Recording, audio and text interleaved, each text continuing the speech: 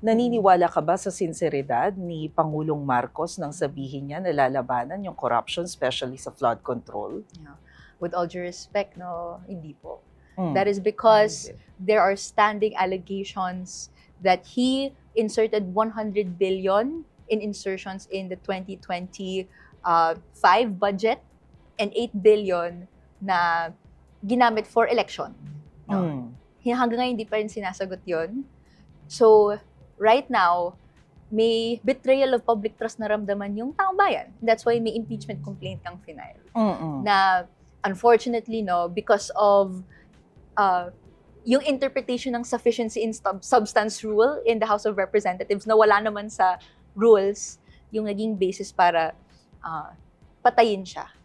Pero sa amin, no, tuloy-tuloy yung panawagan ng lahat ng sangkot dapat managot simula at mula sa tuktok. Whether that's President Marcos Jr., VP Sara Duterte, yung dating Marcos Sr., no, and the Marcos family, si President Duterte and how siya ay pinapanagot ngayon sa ICC, lahat ng political dynasties that are involved in continuing using their power for self-interest, no, or their own benefit, lahat po yun kailangan managot.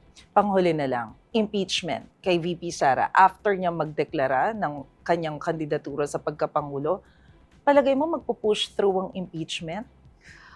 Yes. No, because despite a pronouncement na gustong tabunan yung impeachment and also yung ICC proceedings against President Duterte, may solid case, no, na may betrayal of public trust siya dahil may pondo na winaldas. Hanggang ngayon, hindi pa rin niya sinasagot kung nasaan. Evasive siya. And may directive siyang sa officers niya na i-evade, no, yung tanong kapag tinanong sa kanya. Para sa amin, no, maraming nagtatanong. And kaya nga may impeachment proceedings para yung mga tanong na to, involved yung publiko sa pagrinig ng sagot. No? At even pag-pose ng questions.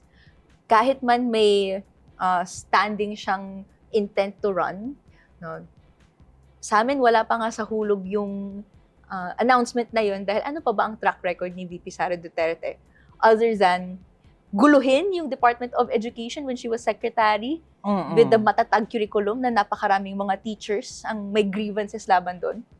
Gamitin yung confidential intelligence funds nito and ng OVP sa hindi maayos na paraan. No? At pagtanggol ang tatay niyang nasa ICC. Yun pa lang yung track record ni VP Sara Duterte. And for us, no, hindi naman po makaka-factor in yan sa pagpapanagot sa kanya.